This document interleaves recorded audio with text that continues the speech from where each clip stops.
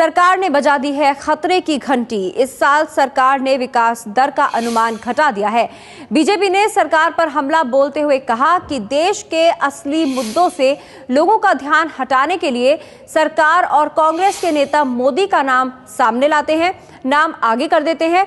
शाहनवाज हुसैन ने कहा है कि बेरोजगारी, देश में भूखमरी, भ्रष्टाचार और विकास असली मुद्दा है, लेकिन सरकार इस पर ध्यान देने की जगह जानबूझकर मोदी के मुद्दे को आगे कर देती है ताकि देश का ध्यान असली मुद्दों से भटकाया जा सके।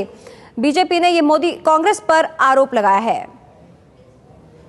देश के वित्तीय हालात खराब हैं और इस मसले पर हमारे साथ बात करने के लिए बीजेपी के राष्ट्रीय प्रवक्ता शाहनवाज हुसैन जी हैं। शाहनवाज जी, अभी जो पिछले फाइनेंशियल ईयर का असेसमेंट आया है उसमें विकास दर 5% रह गई है, जबकि पिछले संसद सत्र के दौरान वित्त मंत्री ने कहा था कि 5.9% रहने की उम्मीद है, उससे भी तकरीबन 1% कम है। देखिए, ये बहुत चौंकाने वाला है और उम्मीद थी कि मनमोहन सिंह और चिदम्बरम की जोड़ी कुछ करके दिखाएगी, लेकिन वो पूरी तरह नाकाम रही है। ये निराशाजनक है, ये देश के लिए शुभ संकेत नहीं है। कांग्रेस के राज में जिस तरह भ्रष्टाचार बढ़ा, महंगाई बढ़ी, पहले कहा जाता था कि महंगाई बढ़ेगी तो जीडीपी बढ़ेगी। ये भी जो कहने वाले पंडित हैं वो फेल हो रहे हैं, क्योंकि महंगाई भी बढ़ रही है और जीडीपी घट रही है। तो ये बहुत चौंकाने वाला है सर, ये अलार्म है। अभी भी मनमोहन सिंह जी जागें, वो इकोनॉमिस्ट हैं, अर्थशास्त्री हैं। चिदम्बरम साहब के बस का कुछ नहीं है। मैं ये मानता हूँ कि आज ज़रूरत है कि खुद वो इंटरवेन करें, क्योंकि ये बहुत बड़ा अलार्म है देश के लिए। लेकिन जब विकास दर नीचे गिरती है या विकास दर तेज नहीं होती है तो फिर उसका असर सीधा सीधा आम जनता पर पड़ता है। बेरोजगारी बढ़ती है, महंगाई बढ़ती है और तमाम तरह के बुरे असर आते हैं। इसका असर केवल एक सरकार पर नहीं पड़ेगा, यूपीए सरकार पर नहीं पड़ेगा, पूरे देश पर पड़ेगा। ये तो पूरे देश के लिए सवाल है। देखिए, वो सरकार में हैं, उनके पास आंकड़े हैं, इसलिए वो देश के मालिक हैं, ऐसा नहीं हो सकता। हम विपक्ष में हैं, हम भी चिंतित हैं, क्योंकि ये देश रहेगा तो हम रहेंगे, और अगर देश ख़त्म हो जाएगा तो क्या होगा। आज देश की हालत, जो आर्थिक दिवालियापन के करागर पर चला गया है देश, और जीडीपी जिस तरह से घट रही है, इससे भारतीय जनता पार्टी बहुत चिंतित है।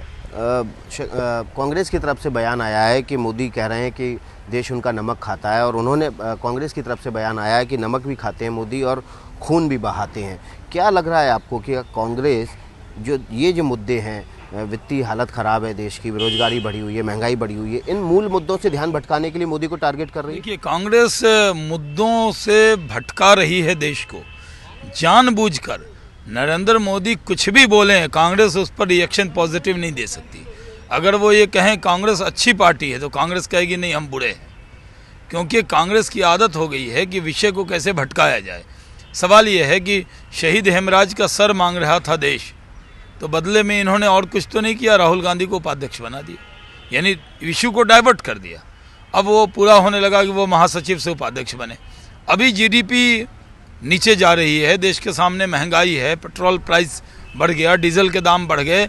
इस पर कांग्रेस ये चाहती है कि वो, अगर नरेंद्र मोदी जी कह रहे हैं, एक चुने हुए मुख्यमंत्री हैं, कह रहे हैं कि वो देश, पूरे देश में वो नमक वहाँ से जाता है, अब इस पर इस तरह का घिनौना बयान देकर, ये कहकर कि वो खून बहा रहे हैं, इस तरह का बयान देना, ये पूरी तरह से भारतीय जनता पार्टी इसकी निंदा करती है। और हम ये मानते हैं कि कांग्रेस के प्रवक्ताओं को ये ट्रेनिंग दी गई है कि कोई भी सवाल आए तो आप नरेंद्र मोदी जी की तरफ डाइवर्ट कर दो, ताकि असल मुद्दे से विषय जो है बदल जाए और लोगों का ध्यान बट जाए। तो कांग्रेस का बयान सिर्फ ध्यान बांटने के लिए है और सोची समझी रणनीति के तहत।